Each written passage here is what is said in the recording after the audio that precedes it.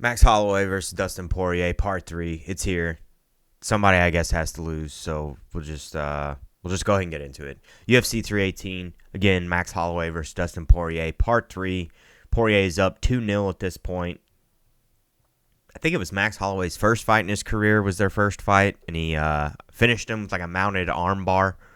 Triangle that he rolled over to mounted triangle, and then switched over to an arm bar, tucked the arm back, yanked her back like an old slot machine, got it done. Second fight was a decision. Now they've put together a third fight and an entire card. They're doing it in New Orleans for Dustin Poirier's retirement. So pretty cool to see the UFC send off Poirier with a event. They're letting him headline and throwing it together in his home state of Louisiana. Taking a look at the card, it's not like the most crazy, exciting pay-per-view. It's a decent one.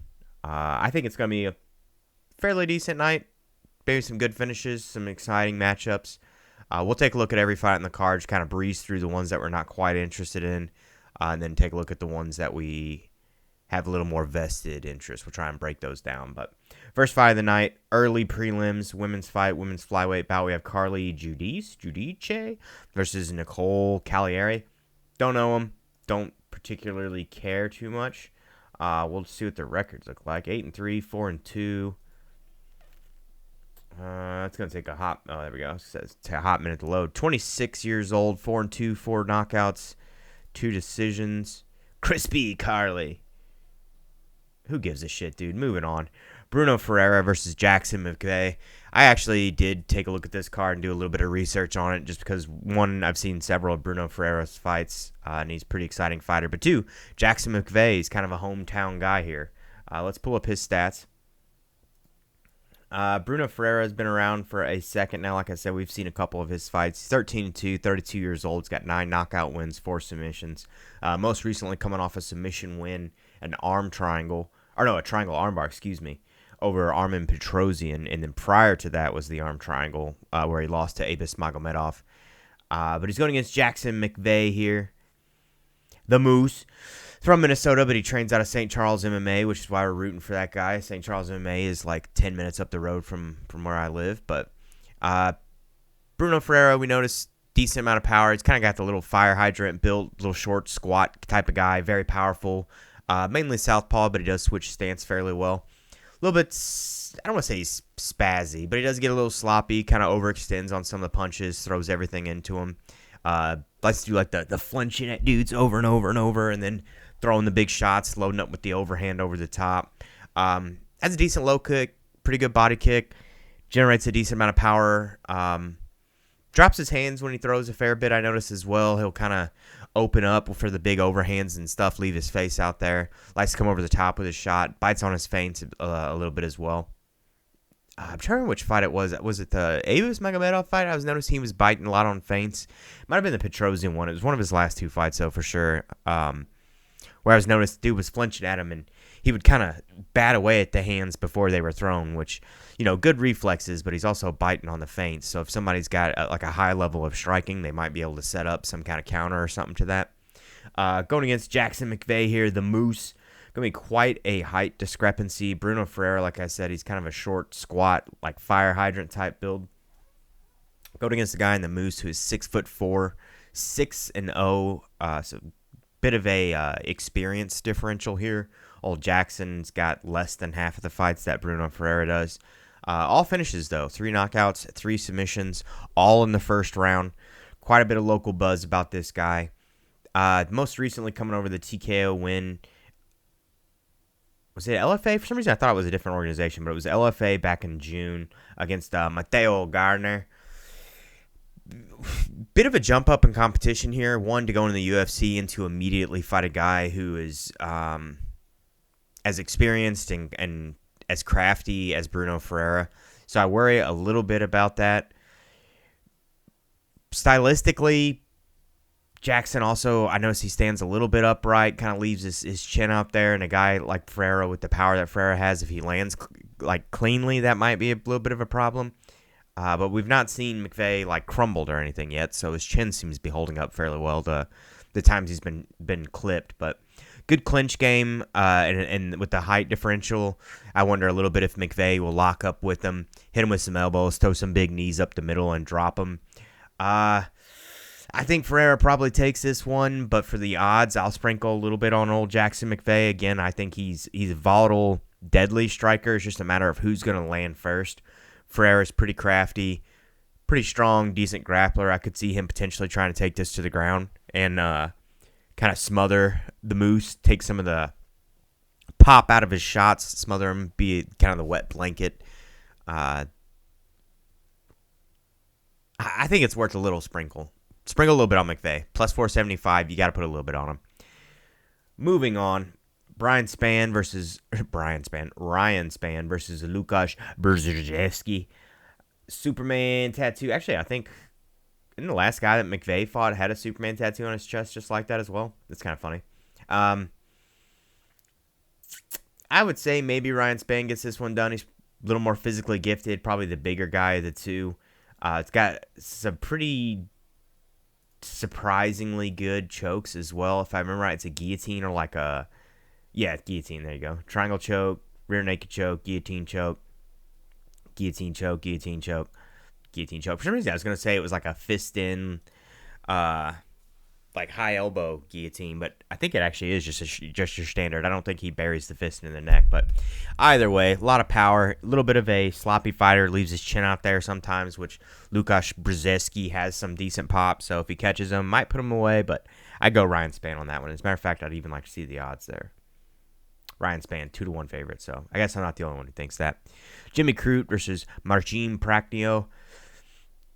Two guys kind of comparable records. Jimmy Crute, real hit or miss, got a decent amount of pop, decent submission game, just seems to be a little chinny and not the most technically sound guy.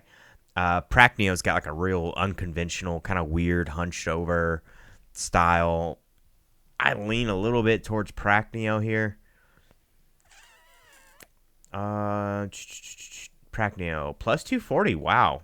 All right, well, I guess I'm the only one who thinks that. Plus 240, what am I missing? Prachnio's not that old of a guy, is he? He's 37, so he's a little bit older than Jimmy Crute. Jimmy's probably, what, 30? Oh, okay, I thought he was 30. Hadn't even hit 30 yet. Well, maybe that's the deal. The age difference, 12-4, but look at Jimmy Crute's record here, man. For plus 240 odds, I'll take it. Look at this. Win-loss, win-loss, win-loss. Hate to say it, Prachnio's due for a win.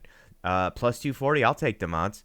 I think he's actually probably the more technically sound guy, and a younger Prachnio. Again, it just kind of depends on which Crute you're getting. Crute is like an even worse version of Terrence McKinney. He's kind of a do-or-die guy. Really depends on which Crute you get that night. So, we'll see. Adam Fugit versus Islam Dulatov. I don't know a ton about these guys. I've seen Fugit, I think, twice.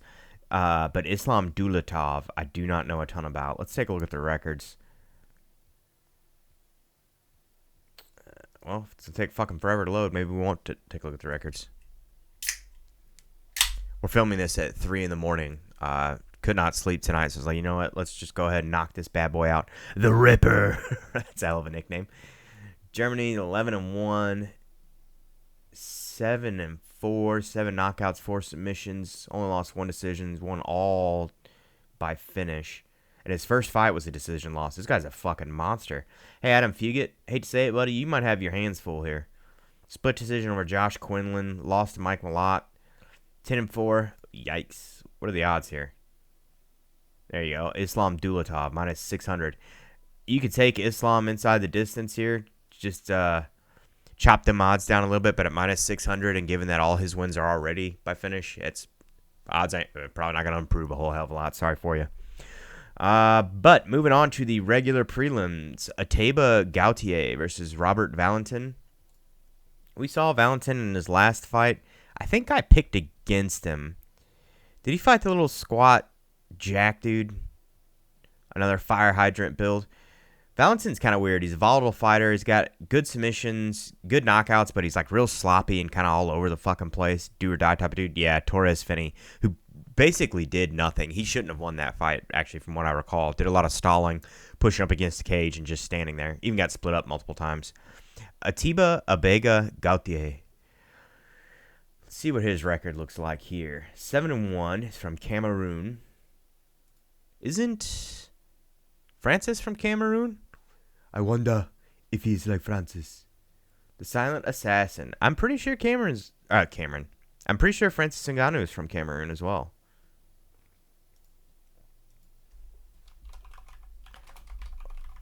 Let's take a look. The Predator. Oh, yeah, France Paris on there. Well, he's not from France, I can tell you that. Either way, 23 years young, 7-1, 6 by knockout, 1 by decision. Interesting. A lot of first round finishes here, this guy. Damn. What a monster. All right, so let's see what the under looks like on this fight, because these dudes are going to go out here and beat the shit out of each other. Valentin being the kind of volatile fighter he is as well. Oh, yeah, dude. Under 1.5, minus 130. We're going to hammer the piss out of that. So let's see what kind of bets we got here so far. Neil Magny, Gunnar Nelson's on this card? Didn't know that. Jackson, we're going to sprinkle a little bit on. Prachnio. Islam inside the distance, and Robert Valentin. There, that's our odds so far. Bam. Francisco Prado versus Nikolai Veretennikov. Fun scrap here, dude. Prado is a fun, exciting fighter, willing to get in there and scrap with you. A chin not dissimilar to old... I can picture him. Not Danny. Dober. Drew Dober. Had to think. I'm like, it's D, damn it. Drew Dober. This is Drew Dober's Argentinian cousin for sure. 23 years old, 12-3, 6 knockouts, 6 subs. Only lost by decision, unfortunately, 2 of which are pretty recent. Actually, 3 are pretty recent. All of his losses fairly recent. He was going on a hell of a streak until Jamie Malarkey derailed that for him. Poor fella. Going against Nikolai Veretennikov, a little bit older, 35, 12-6, 9 by knockout, 1 by submission, 2 by decision. Also 2 losses in a row. Man. If I remember right, that fight with Austin Vanderford, there was like some kind of controversy or something as well. I would go maybe Veretennikov plus 133. This is a tough fight, dude. You almost just want to sit out and enjoy this one. I could maybe see the over hitting in this one as well. For some reason, my gut says these two dudes kind of cancel each other out a little bit. Fun scrap, though. Marvin Vettori versus Brendan Allen. This is one that's been kind of on the radar for a while. A matchup that's been, I want to say maybe even scheduled before and then rescheduled, but it's one that should have happened before. Marvin Vettori, number 10 in the middleweight division versus Brendan Allen, number 11 in the middleweight division. Let's pull up their stats here. You got Vettori, 31 years old. He's 19-8. Fucking blockhead of a guy. Italian Stallion. The Italian Dream's actual nickname. Like I said, 31 years old, 19-8. 2 knockouts, 9 submissions, 8 decision wins. Bit of a decision guy. And then 8 decisions losses as well. He's gonna go over if he's gonna fight. Generally speaking, all those submissions that he has, they were more or less at the beginning of his career. Coming off 2 losses in a row, most recently to Roman Dolidze back in March, and prior to that, Jared Cannonier in June of 2023. So, not the most active guy. Unfortunately, I think he had some kind of injury. I want to say it was like a knee injury or something, and then had some family stuff. I believe it was the loss of his brother, so that was very unfortunate there. Younger fella. Southpaw, a little bit stiff. Not like a super high level or high volume striker, but it puts it together pretty well. Has a decent amount of pop, but he muscles it a bit. Like he's throwing with his shoulders, putting a lot of oomph behind it, but consequently not generally landing super clean. And a lot of these guys, these higher level strikers, can kind of see what he's throwing, see it coming, slip out of the way, or roll with the punches, take some of the sting off of it. But when he does catch you with one of his 1-2s, his meat and potato striking, decently. I don't want to say like he's gonna rock your shit, but I feel like he stuns dudes sometimes. He'll catch him and kind of like, oh, all right, this guy's got some pop when he does land. It's just you kind of see it coming, and it's not like the most surprising shit, which they always say, it's the punches you don't see that catch you, knocks you out, and all this other bullshit. Well, unfortunately, you're probably gonna see it with Marvin Vettori, so not super likely to go out there and sleep your ass. Going against old Mr. Brendan Allen, 29 years old. From Milwaukee, but I believe he trains out of Colorado. For some reason, I have that in my head. 24-7, 5 knockouts, 14 submissions, 5 decision wins. Been knocked out twice and lost one submission. 4 decisions. Coming off 2 losses in a row, just like, I think, Vittori, right? Yeah. It's kind of funny. I didn't think about the fact Roman Dolidze has the decision win.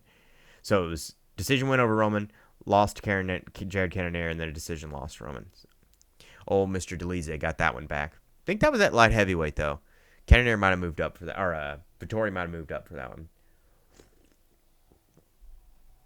All in, Allen. Good submission game. Not the greatest wrestler. Striking used to be a lot worse, I feel like, and it's actually progressed some. It's not gotten like otherworldly, but it's progressed. He's getting a little bit better, starting to put it together.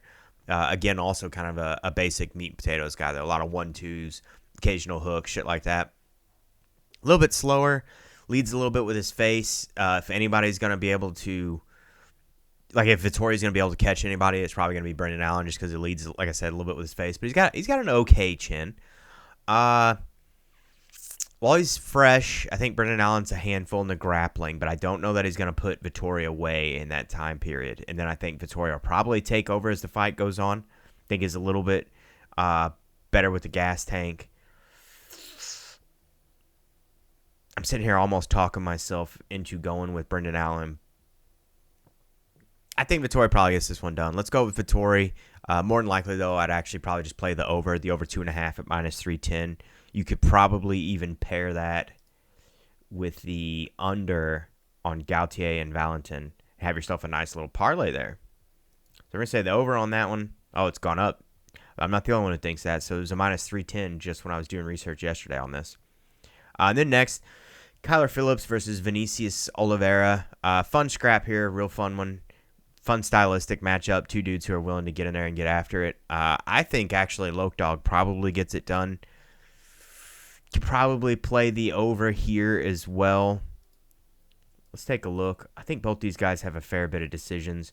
Kyler Phillips had an insane amount of buzz around him, and I did not understand it. The Matrix Kyler Phillips pulled off a couple slick striking displays, but it was against like non-strikers, dudes who don't generally put it together super well, super technical, and then has since kind of shit the bed. I don't want to say shit the bed. Didn't look super great against Rob Font, who hit or miss, but Rob Font is he's a little bit like the Neil Magny division in that he's stylistically different, but he's a good measuring stick. Like, are you going to make it? Are you worth putting in the upper echelon of the division? Should we give you a higher test? Rob Font's that guy, I think, in this division now. But he's going against Loke Dog, 29 years old, 22-3. Yeah, dude, 16 knockouts, 2 submissions, 4 decisions. Been KO'd 3 times. Most recent knockout loss was Ali Taleb back in 2022. I'm going Loke Dog here. Going Loke Dog. Could play the over with the previous one. That would be like a -105, -110 parlay, something like that. So that'd be a decent one. Moving on, though. First fight of the main card. We have Mr. Michael Johnson, St. Louis' own, versus Daniel Zellhuber. 2 dudes that are kind of opposite ends of their careers here. Michael Johnson, 39, to Daniel Zellhuber's 26. So 13-year age gap here. Fair bit of experience gap between the two of them as well. Let's pull up Michael Johnson's career. 24-19. Wait, did I say? That's funny. They got him 24-19 here, but I think Sherdog had him at 23-19. Yeah. I wonder, was it an Ultimate Fighter one or Pro Exhibition maybe they're counting?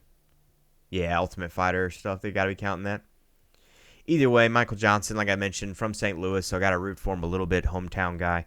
39 years old, 23-19. He's got 10 knockouts, 2 submissions, 11 decision wins, 3 knockout losses, 9 submission losses, 7 decision losses.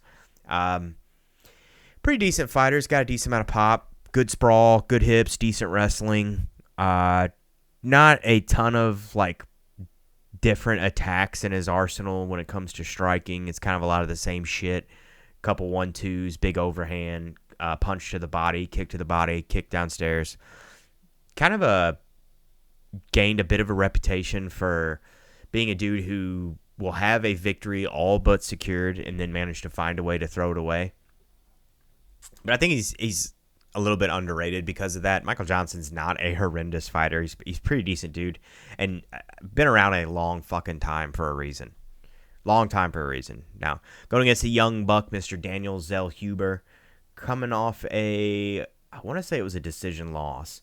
15-2. I think his last fight was UFC Noche back in September. 26 years old, 15-2. Yeah, UFC Noche is a split decision loss to Esteban Ribovic as well. So at least one judge gave it to Zellhuber. 7 knockout wins, 3 submission wins, 5 decisions, and he's lost 2 decisions. Tall fighter. He's got a good lead hand jab, good lead hook, good front kick as well, low inside kicks. Kicks in general, really. He's got a good kicking game, but I was noticing the lead one quite a bit. Good lateral movement as well, circles quite a bit. Esteban Ribovic was catching him some. I think Michael Johnson, while he's fresh and has the big overhand, probably has a little more pop than maybe Ribovic does. Lands that big shot. I could see him potentially hurting Zellhuber, but we haven't seen him put away yet. Haven't seen him like super wobbled or anything, so I gotta put stock in his chin and believe in it until we see it cracked. So I think for those reasons, the age, Zellhuber being a little more technical, he's got a little more of an arsenal. I think I'll go with Zellhuber here. What are the odds? Probably pretty heavy in favor of Zellhuber. Yeah, minus 525. I don't know that he puts him away, though. You could probably do Zellhuber by decision. Maybe by KO. Right now with those, we're at 7,800 odds. But I do think Zellhuber gets it done. Just 2 guys at opposite ends of their career. Michael Johnson, unfortunately, I think is about done. Not too far from his retirement fights. Whereas Zellhuber's just getting started in the UFC and is probably going to be around for a while. He's a pretty talented fighter. Next up, Dan Ige. 50K Dan Ige, number 12 in the division against Patricio Pitbull. Dan Ige, man, just the most game fucking dude in this division, willing to fight pretty much anybody and their mom at the drop of a hat, and has done so. 33 years old, 19-9. Got a burp. 19-9 from Honolulu, Hawaii. 5'7", so a little bit shorter of a guy. A little undersized for the division. Not exactly a weight bully or anything like that. Coming off a TKO win, though, in April against St. Louis's own Sean Woodson. That one hurt me a little bit. Prior to that, 2 decision losses to Lerone Murphy and Diego Lopez. Never been finished, Dan Ige. Just the epitome of a fucking tough, gritty, unfinishable fighter. 9 decision losses. Technique-wise, pretty well-rounded dude. I guess, I don't know. Like, usually my well-rounded, my Marios and Super Smash Bros, I usually say they're like 70 to 75 if you know their stats if you were playing with them in EA UFC or something like that. Dan Ige is probably like an 80 to 83. He's just a slight bit better than your mid-tier fighters, but not quite enough to ever probably sniff the belt, unfortunately. Not throwing a ton of volumes, got good counters, good power, pretty decent wrestling. Again, just like a good all-around, well-rounded fighter. Going against a guy here in Patricio Pitbull. Again, another fire hydrant guy, 5'6" to Dan Ige's 5'7". 38 years old, so a little bit up there in age. 36-8. Fucking shitload of experience. Champ of other organizations, multiple weight classes. Very well-rounded fighter as well. Honestly, not super dissimilar to Dan Ige. Maybe he doesn't have the one-touch KO power that Dan Ige does, but he puts it together a little bit better, a little more technical with his striking, and consequently probably has landed a little bit better, more clean boxing because of it. I'm second-guessing my pick here as I'm saying this all out loud. I was thinking Dan Ige, being the younger guy and the more power, willing to engage, might actually put Patricio away if he lands cleanly, but I'm kind of talking myself out of it a little bit. I'm leaning now a little towards Pitbull. I think he's a more technical fighter, more savvy. This might be a grind fest, a wrestling dominant performance where Patricio kind of engages enough to overextend Dan Ige to get Dan Ige to open up with his shots, throw some big punches, then he shoots the takedown, wet blankets him, holds him down, and tries to smother him. I could definitely see that happening, getting a decision here. Look at his record, 12-12-12 on his wins. If ever there was a more well-rounded fighter, I don't know what it would be. Man, I'm leaning towards Patricio here. What's the odds? Pitbull plus 160 for the odds. I'll take him. Jumps up from 7,800 to plus 20,000 odds. I just think Pitbull, especially if he was younger, if they were the same age, I think this is a pretty much a no-brainer for Pitbull. Unless, again, Dan Ige lands the weird one-off shot. He has the death touch. He has the power. He could shut Pitbull's lights out. They've been turned off before. But I don't know. I don't feel like you can bet on the weird anomalies unless you're just like really, really sure of them. And here, I'll bet on the guy with the more steady, bettable performances. We'll go with Pitbull. Next up, Kevin Holland versus old Daniel Rodriguez. Mr. Kevin Holland, 45-70. 32 years old, 28-13. Shitload of experience. Maybe the most active fighter. Well, I'd almost say certainly the most active fighter on the roster at this point. 28-13, 14 knockouts, 9 submissions, 5 decisions. Been KO'd twice, subbed 4 times, and lost 7 decisions. He's put 2 of them together, though, 2 wins. Most recently has a submission over Vicente Luque back in June, a whole solid month ago. And then prior to that, had a decision win over Gunnar Nelson back in March. Like I mentioned, the guy's the most active fucking fighter on the roster. Bit of an upright stance, Mr. Holland. Kind of a rangier fighter, good striking. 1-2 with the big hook on the end. Throws some good kicks. Switches it up a little bit. Southpaw. Whoops. I skipped my notes. I went down to Daniel Rodriguez when I said southpaw there. Good scrambles. Decent jiu-jitsu. Mr. Holland. Real good at throwing up a triangle off his back or a triangle to an armbar off his back. I think sometimes his jiu-jitsu actually gets slept on a little bit. When we were breaking down our Luque fight, we mentioned his jiu-jitsu and that he might actually latch up a submission on Luque. I think I might have even said a Darce, so I missed it there because it was an anaconda choke, but it's the same damn choke, basically. Very similar setups.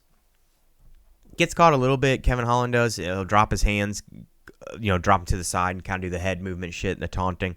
So he does get dropped some. It's led to a couple knockouts, but I don't know that it's going to be much of a problem here. Going against a guy in D-Rod who is 38 years old, 19-5. So while Kevin Holland is 6 years younger, he's got actually quite a bit more fights. 9 knockout wins, 4 submissions, 6 decisions. Been knocked out once, subbed once, and he's lost 3 decisions. Kevin Holland's going to have a bit of height advantage here, probably comparable reach, maybe a little bit of reach advantage. If I remember right, D-Rod's actually got a fairly long reach. Pretty basic, like meat and potatoes fighter, old Daniel Rod. You're not going to see real flashy, like spinning kicks and shit like that out of him, but he's got clean boxing, good power, willing to get in there and engage. Pretty okay wrestling, actually, as well. It's not like world-class, stellar level wrestling, but dude's hard to take down and hard to hold down. This fight, though, I think I don't want to say cut and dry, but I think it's a pretty clear cut. It gets a little bit cut and dry. It's Kevin Holland. Kevin Holland's got this one in the bag. Think he's faster. Think he's the better striker. Better submissions. Has D-Rod ever been subbed? I could see I could actually see a rear naked choke in this one potentially. I could see having Kevin Holland. Either they engage and he drops him, or Kevin Holland maybe gets like a trip, gets kind of a goofy takedown, scrambles to the back, locks in a body triangle, and gets the RNC. So we're going Kevin Holland. Not a bad parlay piece there. You could also just throw him in, get a money line going there. I just think he's too game for Mr. Rod at this point. Next up, we have the co-main event of the evening. One of the most interesting fights on the card to me. One of the bigger question marks on the card to me. Paulo, the Eraser Costa versus Roman Kopylov. Two dudes, similar points in their career, similar ages, similar records. This is good matchmaking in my opinion. You have the Eraser, Paulo Costa, 34 years old. He's 14-4, 11 knockout wins, 1 submission win, 2 decisions, 1 KO loss, 3 decision losses. He's coming off two decision losses in a row, one of which was a split decision to Sean Strickland. Kind of surprising to me that the split there should have been a pretty clear cut. Sean Strickland won. And then a decision win over Luke before that. 2 losses. Oh, yeah, fuck the Izzy one. God, it's crazy to think how inactive this guy is. So his last 5 fights, 4 of which were losses. He's only had 5 fights since 2020. The 5th of those 5 would be Izzy. It's insane to think that his title shot, his TKO loss to Izzy, it's only 5 fights ago for him. Nuts. So as active as Kevin Holland is, Paulo Costa is inactive. He's the yin to Kevin Holland's yang, I guess. But big for the division. Not like super tall, but he's just built like a brick shithouse. Very powerful striker. A little bit of a longer stance, a little more stationary. Good at circling out to the sides and resetting when he needs to, but plants a little bit when he's going to start actually engaging in the striking and throwing the big shots. Big, powerful kicks low to the body, occasionally upstairs, but not super often. I think he threw like a will kick in the Robert Whittaker fight, if I'm not mistaken, but doesn't do that super often. Big hooks, kind of has shorter arms, not throwing a ton of volume. A lot of like flinching and lunging, leading with his face, and kind of doing this baiting shit, trying getting people to engage with him. He was doing it a lot to Sean Strickland, and Sean Strickland would just pop him with the jab. He struggled with the pressure against Sean Strickland as well. Guys who move forward and just nonstop keeping on him. His gas tank isn't the greatest, but yet he still manages to stay in there and retain his power to the end, which is kind of surprising. Going against a guy in Roman Kopylov, doesn't really have the power that Paulo Costa does, but he makes up for that with volume. A little more upright. I think Paulo Costa might be able to chew Roman Kopylov up with the leg kicks, that upright stance. If he can get in there, Paulo Costa actually has decent range on his kicks too, doing that longer stance like that. He can kind of step into a low kick and chop Kopylov, but I think Kopilov's going to have a speed advantage here. I think he has better hands, comparable kicks, a more diverse arsenal of attacks. Probably, I would say comparable power to Izzy with maybe better speed. I don't know, man. Izzy had just really good speed, but I think Izzy's was timing, whereas Kopylov is actually just like pure reflex. Timing versus reflex. It's a little bit different in my opinion there. You can shit all over me for that one if you want, but I do think Kopylov probably gets it done here. He might put Paulo Costa away, hits him with some good straights, puts the volume on him. Minus 275. I wouldn't go nuts on it. Paulo has the power. If he lands a big shot, he could potentially hurt Kopylov. But Kopilov's fought some big strikers, some volatile strikers, and he's managed to make it out of there in one piece. So I got to think against Paulo Costa, he's going to manage to do the same. So let's go with Kopylov. We'll take him. Money line. Throw him in there. Maybe parlay him with somebody or something like that. Maybe parlay him with Kevin Holland. That's probably even money. Take both them dudes' money line. Moving on, though. We have the main fight of the evening, the main event, and it is the third showdown between these two. We have Max Blessed Holloway versus Dustin the Diamond Poirier. Third showdown between the two. This is Dustin Poirier's retirement fight, as we've already mentioned. Both guys, quite a bit of experience. Both of them have been at the top of their divisions for years at this point, years and years. Holloway's 33, 26-8, 12 knockout wins, 2 submission wins, 12 decision wins, 1 knockout loss, 1 submission loss, 6 decision losses. Most recently coming off a KO loss to Ilia Topuria, so it's a real question mark here is how is Holloway going to recover from his first KO loss in his career, which was a pretty fucking nasty one. Round 3, Holloway was doing okay up to that point, but he was, I think, pretty clearly losing that fight. He was getting chewed up a bit by Topuria. Topuria had landed several big shots and wobbled him and then shut his lights out. In their fights, theirs being Max's and Dustin's. The first fight, Dustin, I think, bullied him a little bit. It was Max's first fight in the UFC, if I recall correctly. We can actually scroll down and see this. Let's see. Yeah, first fight in the UFC back in 2012. Holy shit, dude. UFC 143. Lost by a triangle armbar from, like I mentioned, from Mount in the first round. Our second fight was much more competitive. Max Holloway was landing quite a bit of volume, but Dustin Poirier just has too much pop in his shots. Too slick boxing, and was clearly doing the more, landing the more damaging, significant strikes, I would say. Max has good volume, though. Had at one point a record for the most strikes in the UFC, so I don't know if he still has that or not, but he might, which goes to the whole volume point. Decent power, not crazy power. He's definitely a volume guy.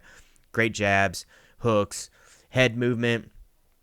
relies a little bit on his toughness at times, a little maybe more than I would like, which has cost him a few fights like Volkanovski, stuff like that. Still seems to be progressing as well in his career for as long as he's been around. You would think maybe he'd plateau a little bit or start to kind of get stagnant, but he really hasn't. He's still adding attacks, still developing. Wrestling is looking better. Has the wheel kick to the body. Well, he was trying to throw a wheel kick. I think it was going to the body against Gaethje that actually landed on his nose and broke it. I don't know. He's one of my favorite fighters, man. I could go on and on about Max Holloway, but going against the Diamond here, 36 years old, Dustin Poirier, 30-9, 15 knockout wins, 8 submission wins, 7 decision wins. Been KO'd 3 times, subbed 4 times, lost 2 decisions. Most recently coming off the Bravo choke, the submission to Islam Makhachev back in June of last year, round 5. Super competitive fight. Man, I'm just now going through that in my head. I'm forgetting that was Poirier's last fight. It was kind of his last shot at the title, more than likely, unfortunately. But great boxing, decent wrestling. He's had hip surgery and still managed to stay in there and stay competitive against these guys, stay competitive against Islam Makhachev, the champ of the division, what some people call him the GOAT. I don't agree with that, but either way, I digress. Tons of power, good slick boxing like I mentioned. The chin, pretty decent. There's been times where it's cost him a couple of his fights in his career, but I think it's actually held up pretty well for the amount of wars that he's been in. Man, this is a hard fight to pick. You gotta almost go with Poirier, just given the 2 performances and the fact that he's won both of them. If it was 2 close fights and maybe it was 1-1, then maybe you'd go Holloway. But at -102, he's even the favorite a little bit here. Oh no, okay, so Bovada has Max Holloway as the favorite. UFC has Dustin Poirier as the favorite. Oh, no, I'm an idiot. -102 to -118. I'm an idiot here, guys. It's 3 o'clock in the morning. Cut me a little slack. Max Holloway's the favorite on both of them. Holloway's younger. That KO loss. Does Diamond go out on a win, man? It's a tough one. The style and everything, fuck it. I'm going Poirier. He retires with a win. He stays up 3-0 on Holloway. I even going into this breakdown told myself I was going to pick Holloway given the age and everything else. But the KO loss, the wars, the style, 2-0, Poirier's time off. We're going Poirier. We've got to pick the Diamond in his retirement fight. Either way, take the over in that fight. What's the over? Over 4.5, -150. I was going to say maybe like the over 2.5 or something, depending on the odds, but should be a fun scrap. You could always sit that one out. Don't put any money on it. Put a bunch of money on everything else, and then you just sit back and enjoy that one. So that is it. UFC 318. That is the entire card broken down here. Got a decent amount of fun scraps. And the final fight in which I'm going to be heartbroken no matter who wins, no matter who loses, I guess maybe I should say, on the heartbreak side of things. But what a stellar career for Dustin Poirier. I don't know what to say about the guy. There's not a lot that I can say about Poirier that somebody else isn't going to be able to say better. Just seems like a genuine dude, good dad, good fight foundation. It's a hell of a send-off. So that is it. Throw me a follow, like, comment, subscribe. We'll leave her there. Not going to sit and belabor the point any longer. See you, folks. Peace.